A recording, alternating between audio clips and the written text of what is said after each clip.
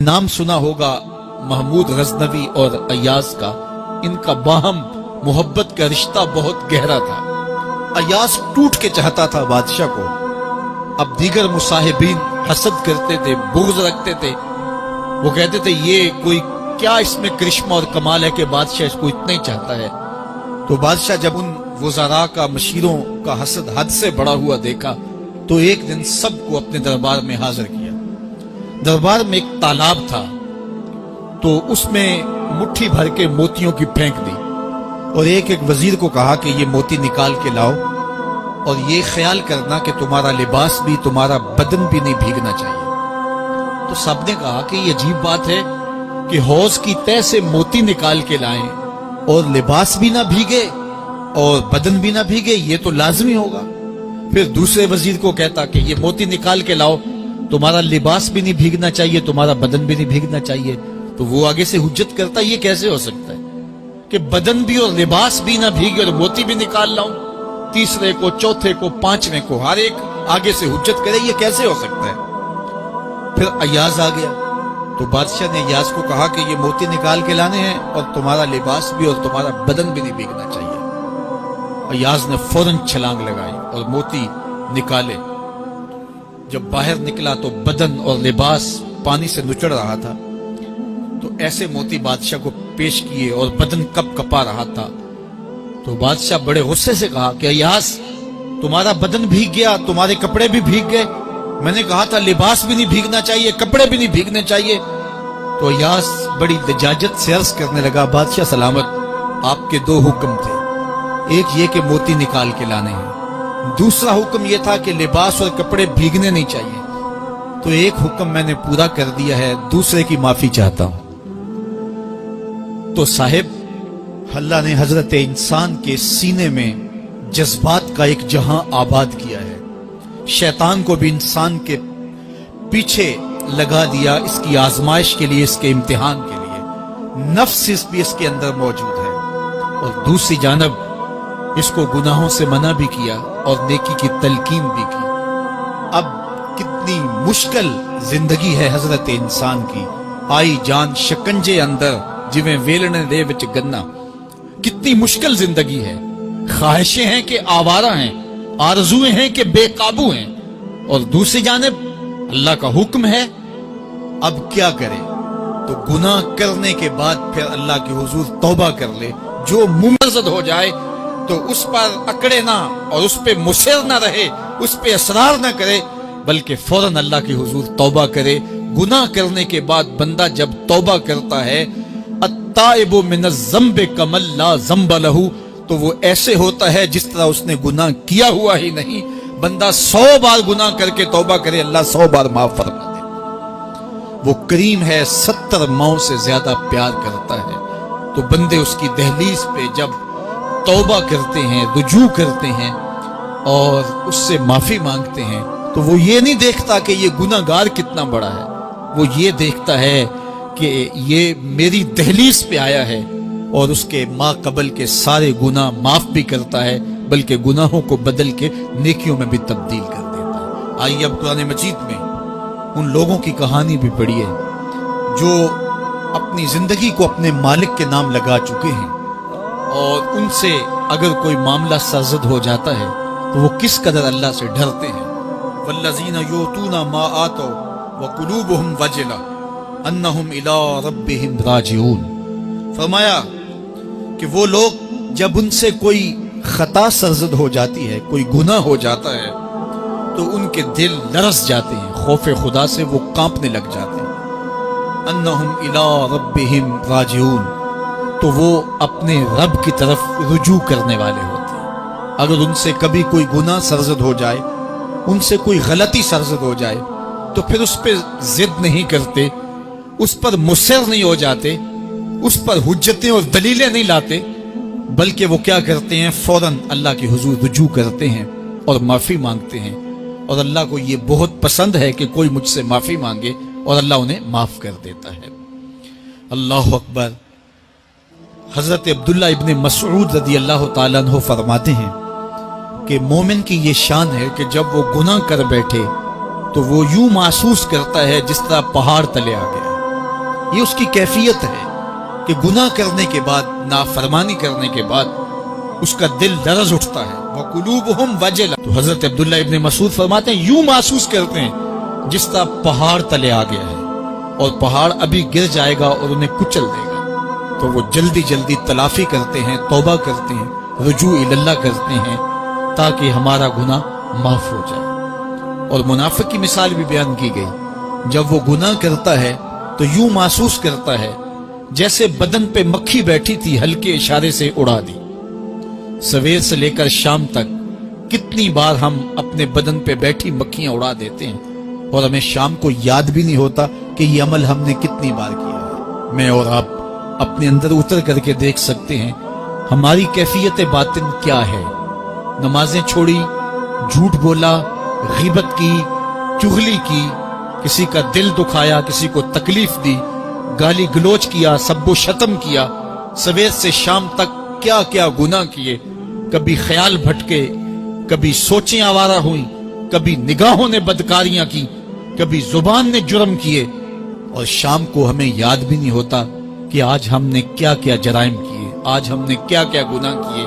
اگر ہماری یہ کیفیت ہے تو یہ عملی نفاق ہے کہ بدن پہ مکھی بیٹھی اور اڑا دی. اور اگر ہماری کیفیت یہ ہے کہ گناہ کے بعد یہ محسوس ہوتا ہے کہ ہم پہاڑ تلے آ گئے اور اللہ کی ناراضگی ہم نے مول لے لی اور جلدی جلدی توبہ کر کے رجوع کرنے کی جانب بڑھتے ہیں، تو پھر مبارک ہو. نہیں تو مجھے اور آپ کو اپنا محاسبہ کرنا چاہیے. ہمارے دلوں پر زنگ چڑھ گئے ہیں اور ہماری کیفیت یہ ہو گئی ہے کہ گناہ کرنے کے بعد بھی ہم ڈٹے رہتے ہیں. جبکہ زندگی اصحاب رسول کی دیکھیے ان سے بھی کبھی کوئی خطا سرزد ہو جاتی تو وہ فوراً اس گناہ کی تلافی کے لیے حضور کی بارگاہ میں حاضر ہو جاتے.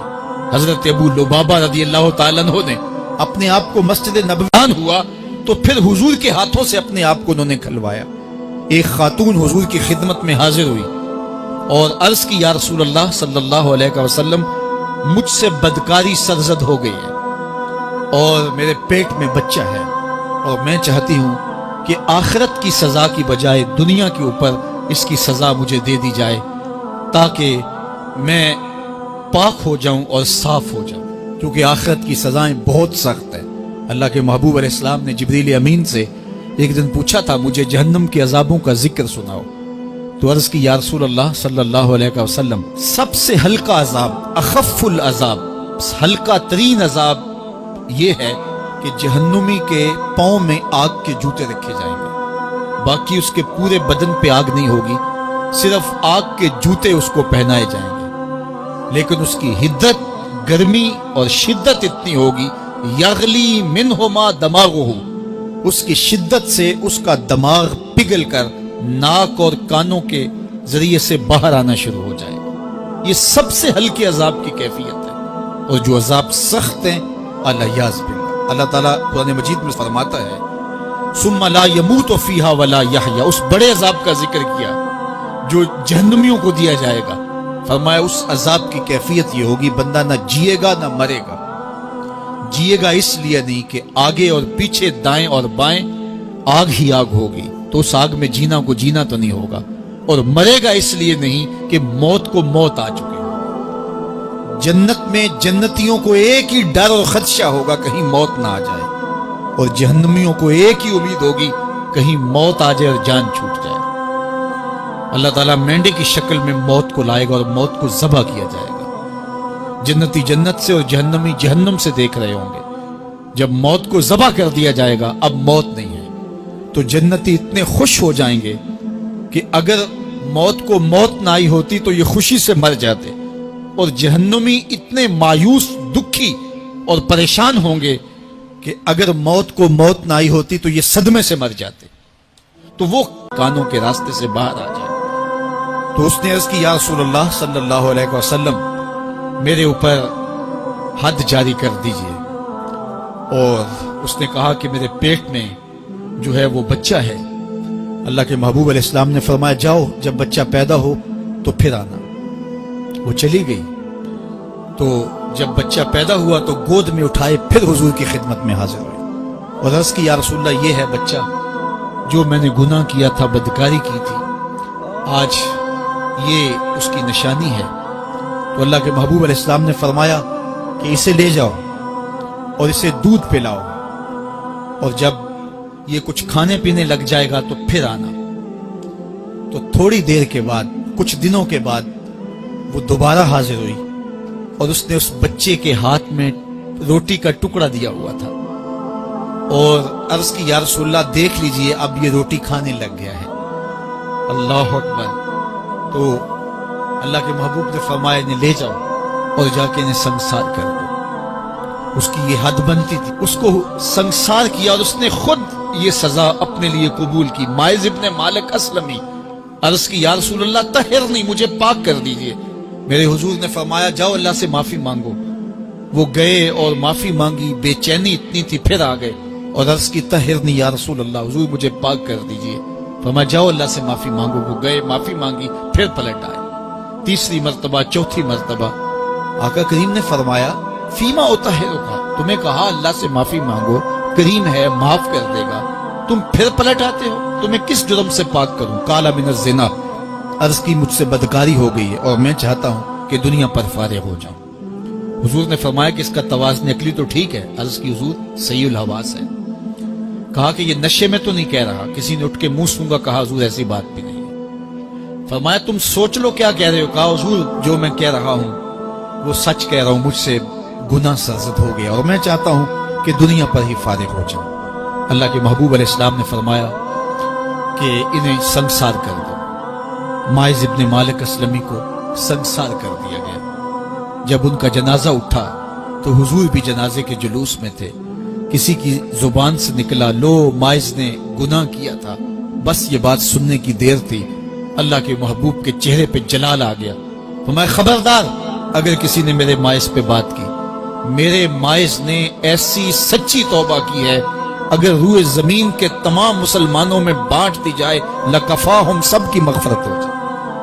کہ انہوں نے اپنے آپ کو خود پیش کیا ہے۔ اب مائز ابن مالک کا جنازہ اللہ کے رسول نے خود پڑھایا، بلکہ مسلم کتاب الحدود میں ہے کہ ان کے جنازے کے دوسرے دن یا تیسرے دن حضور ان کے ہاں تشریف لے گئے، اور جب آقا گئے وہم جلوسن، تو لوگ وہاں بیٹھے ہوئے تھے۔ تو یقین کیجئے کہ یہ وہ لوگ تھے کہ جن سے کبھی کوئی گناہ سرزد ہو جاتا تو وہ جلد توبہ کرتے، اور اس کی بڑی سے بڑی حد اور سزا بھی ہوتی تو وہ بھی کاٹنے کے لیے تیار ہو جاتے۔ میں اور آپ دیکھیں کہ ہماری زندگی میں اگر گناہ ہیں اور ہمیں سچی توبہ کی توفیق بھی نصیب نہیں ہے تو پھر ہم سوچ لیں کہ ہم کہاں کھڑے ہیں۔ دیکھیے اللہ دلوں کے بھید جانتا ہے۔ سچی توبہ یہ ہے کہ جو کیے پر ندامت ہو اور آئندہ نہ کرنے کا عزم مصمم ہو، پکا ارادہ ہو کہ یہ گناہ زندگی میں دوبارہ نہیں کروں گا۔ الگ بات ہے کہ پھر دوبارہ اس سے سرزد ہو جائے، لیکن جب وہ توبہ کر رہا ہو تو اس وقت اس کا پختہ عزم ہو اور اس کے دل کے کسی گوشے میں نہ ہو کہ چلو میں توبہ کر لیتا ہوں اور پھر ہو گیا تو پھر کر لوں گا۔ پکا عزم ہو کہ دوبارہ یہ گناہ نہیں کروں گا۔ اور اگر زبان سے توبہ توبہ کر رہا ہو اور دل میں ہو کہ ٹھیک ہے یہ تو صبح بھی مجھ سے عمل بد سرزد ہونا ہے، تو اللہ تعالیٰ سے یہ مذاق کرنے والی بات ہے، اور اللہ تعالیٰ سے جو مذاق کرتا ہے وہ کہاں کھڑا ہے وہ خود سوچ لے۔ وہ کیا کسی نے کہا تھا کہ توبہ کی، پھر توبہ کی، پھر توبہ کر کے توڑ دی، میری اس توبہ پہ توبہ توبہ توبہ کر اٹھی۔ تو ایسی توبہ نہیں ہے کہ جو رسماً کسی مجلس میں چلے گئے، کسی اجتماع میں چلے گئے تو سب لوگوں نے توبہ توبہ کی تو وہ بھی توبہ توبہ کرتا رہا، لیکن اس کا عزم مصمم پختہ ارادہ نہیں تھا گناہوں کو چھوڑنے کا، تو یہ توبہ نہیں، یہ مذاق ہے۔ اس لیے اللہ کے حضور سچی توبہ یہ ہے کہ ما قبل کے گناہوں سے ندامت پیدا ہو جائے اور سچے دل سے ارادہ کیا جائے، پختہ عزم کیا جائے کہ دوبارہ میں یہ گناہ نہیں کروں گا۔ یہ الگ بات ہے کچھ عرصے بعد اس سے پھر سرزد ہو جائے، پھر وہ گناہ ہو جائے تو پھر وہ پکی توبہ کرے، تو 100 بار بھی گناہ کرے گا، 100 بار بھی توبہ کرے گا، اللہ 100 بار قبول کرے گا۔ لیکن اندت توبہ اس کا عزم مصمم ہونا چاہیے، اس کا عزم پختہ ہونا چاہیے۔ محض لفظوں سے توبہ توبہ پکارنا اور دل توبہ نہ کر رہا ہو اور دل عزم مصمم